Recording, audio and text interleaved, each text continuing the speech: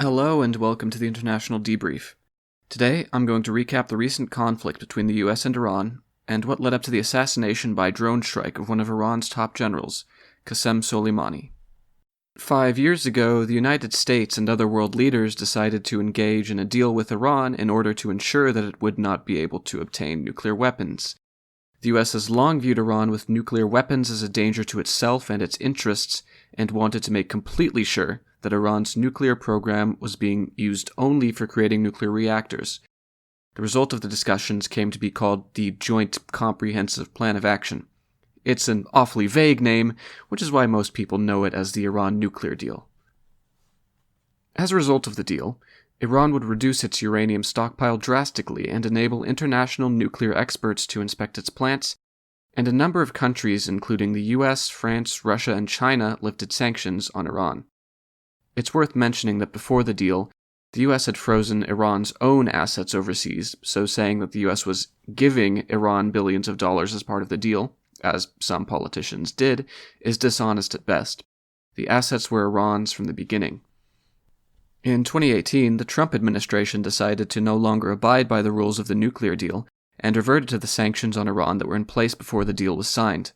All other countries continued to abide by the deal until May of 2019.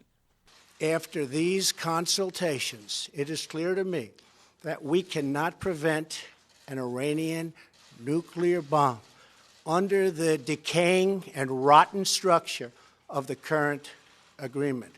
There's a few problems with this excuse.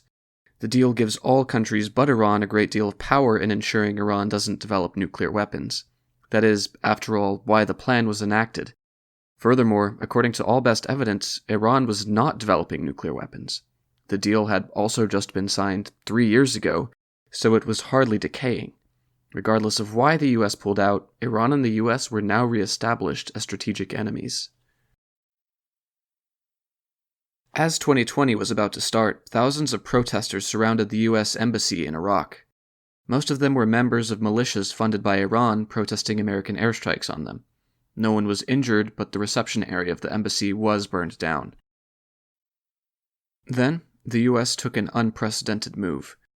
To retaliate for the embassy attack, Qasem Soleimani, an Iranian general, was to be assassinated.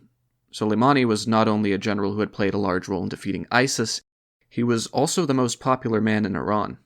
A University of Maryland poll found that Soleimani was viewed favorably by 82% of Iranians. For comparison, the most popular public figure in the US, according to YouGov, is Queen Elizabeth, who is viewed favorably by 62% of Americans. Because of such a dramatic escalation, many feared that a war with Iran would be inevitable, as they would strike back hard after such an influential figure had been killed. The Iranian counterattack took place in Iraq, against the Al-Assad base hosting US troops. At first, President Trump stated that there had been no injuries from the attack. Later, the Pentagon reported that some military personnel had been diagnosed with traumatic brain injury, or TBI. Since, a majority of the personnel have been able to return to duty, however. And for now, this is where the conflict ends. Right now, neither country is interested in pursuing more aggression against the other. But although the US and Iran are not currently at war, it is important to remember that with such heightened tensions, it can only take one or two stupid decisions from either country to break out into war.